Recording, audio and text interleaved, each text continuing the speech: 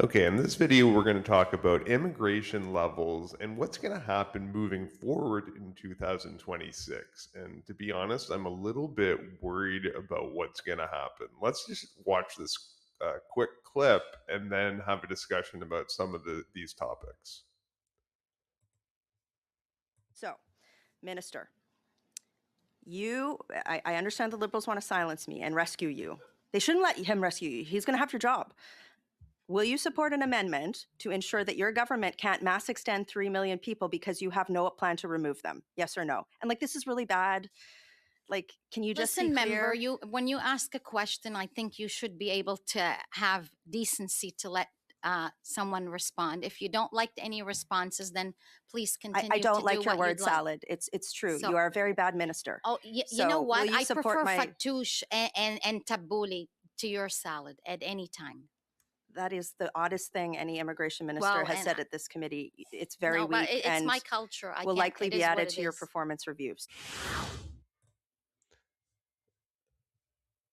Okay, so So, obviously a little bit Minister, of a weird clip there. It was more of a zinger saying you're a very bad minister, but let's just think about what they're really talking about here.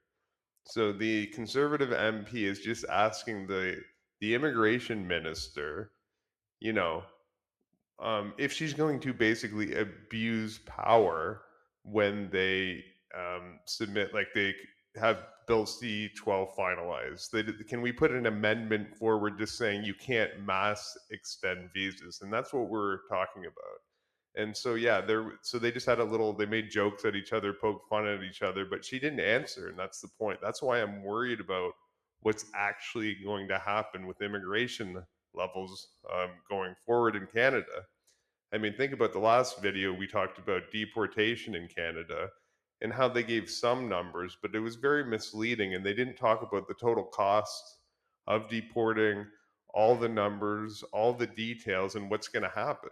So even if they pass this bill, Bill C-12, what's actually going to happen moving forward? And that's why I'm very worried. Like, let's just think about this for a second. I'll highlight this section of the article. Okay, so in Bill C-12, they're talking about mass extending temporary visas. In this section of the bill that gives the governments the ability to stop accepting applications or cancel, suspend, or change documents for an entire immigration class, something critics on both sides of the issue say could be abused to either turbocharge the number of newcomers or cancel visas in mass. Okay, so it could be abused in both ways, but they don't know. And the immigration minister isn't. She's not answering, and so that's why she's being accused. She's being called a very bad minister. And once the government has this power, and it might be a good thing, it is kind of good if the government has power, if they're going to use it to kick people out of the country, to make it quicker. They have such a backlog. But of course, if it's a liberal government, you're worried about, are they just going to keep the people in? And that's the worrying part. Are they going to have this power and then say, we'll just extend everybody's visas? And so that's what Michelle Rempel Garner is asking about. Can we put an amendment saying you're not going to do this? And she's not getting a clear answer. And then they're just kind of talking about salads and having an argument. So this is kind of a quick video and a clip, and I just want you to think about. I'd love to hear your comments about what do you think is really going to happen in 2026. Are we going to be getting better? It sounds like the wheels are in motion a little bit right now, but the numbers are still very misleading, and the government seems to be really kind of hiding behind and giving themselves a lot of power to make these decisions. So what are they really going to do? Are we going to stop the immigration levels, deport people, or are we just going to be, is it all pretending at the moment? And especially you think about the minister herself. I mean, it sounds like an interesting, maybe a very sad story too. I think she was 11 when she came over to Canada as a refugee.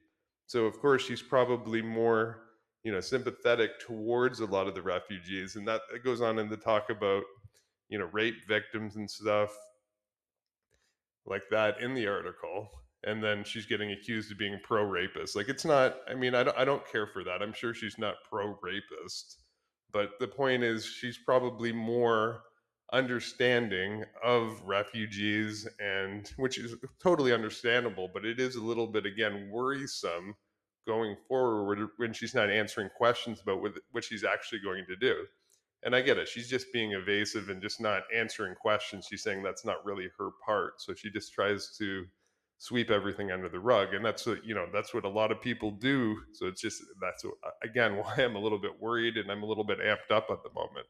So anyway, let's hopefully you like and subscribe to the channel, and let's get a discussion going, and I will see you on the next one.